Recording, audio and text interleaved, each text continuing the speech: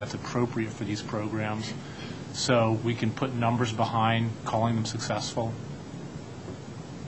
Yes, but the success of some of these programs, again, are contingent upon outside entities joining in. But let's make the outside entities, we'll put that aside for a second. Mm-hmm. How many people, so we have 829 people in the CTF, but only 244 are participating in work detail now. Is that limited by the number of people you could put on a work detail, or is that limited by the number of work details that you have to put people on? Well, it's some of all of it, but it's also, you don't want to put a person on the work detail who doesn't want to be on the work detail because you're inviting problems. I understand, but I'm just wondering, is that 244, again, is that a supply side issue or a demand side issue? Do we just not have enough work details for people to be on it, or do we just, or are you saying... People away. No, for the CTF, that's about average of what their demand is for details in the So correction. only a third of the people in the CTF, or less than a third, are even interested in being in a work detail? Well, while you have a third working, you have 345 who are also in day programs. Most of the work details, the school programs, take place in the daytime.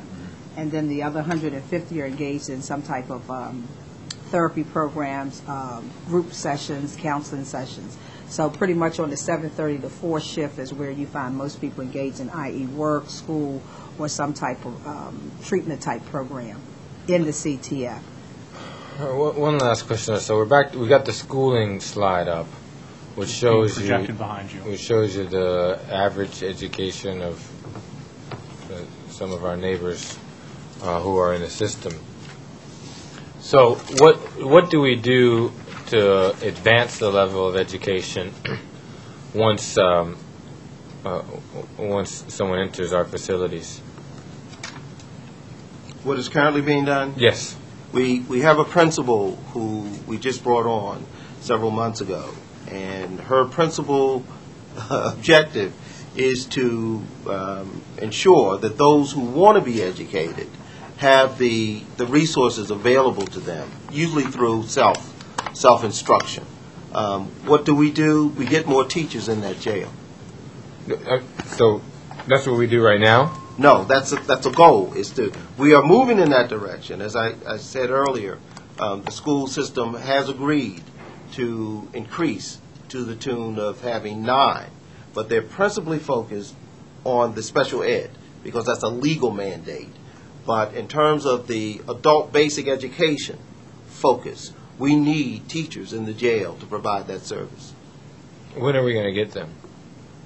When I imagine the chancellor can find the opportunity to provide them. So you don't have any agreement to provide them at this point in time? No, sir. Well, what does this have to do with the chancellor?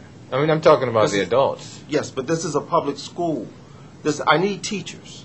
That's my basic response. We don't have. It seems like the workforce. chancellor has enough to do. Why can't we just hire some teachers to come in and teach? But one of the things we have talked about, sir, is getting a charter school in that jail.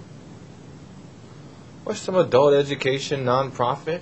Anybody. I mean, people know how to teach. Yes, sir. If they're And willing to come, we've got the people who want to be taught. no question. So as of right now, it sounds like if the chancellor doesn't do it, it's not going to get done. No, sir. Okay, so No, sir.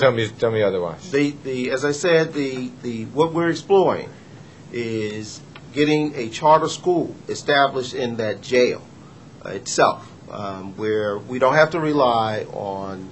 But if they're adults, why does it have to be a charter school or a DCPS school? Why can't it just be an adult school? It could be. I don't get it. I guess what I'm saying, sir, is I need teachers. Right. Now, the source of the teachers, to me, that's the most readily available source. Right. But if there's another source where I could tap into to get teachers in that jail, I'm a proponent of correctional education. I'll open those gates. Who teaches like the GED programs? That would be 2 people right now. My principal, and I have one full-time teacher for those 1,900 or so inmates. All right. We need. I think we need a lot of work on this one. It sounds like we need a lot of work on this one. But this is a big deal. I think that every person who comes in our system, if they're there a month or something, I mean, this has to be seen as an opportunity by the government, you know what I mean, to do something, constructive in the lives of so many of our neighbors who haven't had, the same opportunities. But, it seems like we're missing so many opportunities, from jobs to education to maybe or even a couple of other things. And so I think, we got everybody here. They're all in one place. You know what I mean? I mean, their schedules are free. Let's put some stuff on the schedule. You know what I mean? And I think getting back to kind of the point of this town hall, I was going to do a top 10. So because we got to go back to the community at the DC jail, and we got to tell them what our top 10 things that we've done. So what are our top 10 things that we've done? I'm only concerned with since June 22nd. Yes, sir. Everything before June 22nd, they're not going to give me any credit for. So what have we done before? What are our top 10 things since June 22nd? In terms of the food issue, Well, I think, to be honest with you, I think the food's important, but I think we should say more along. What was it? We've even got ratings. Jobs was 82%.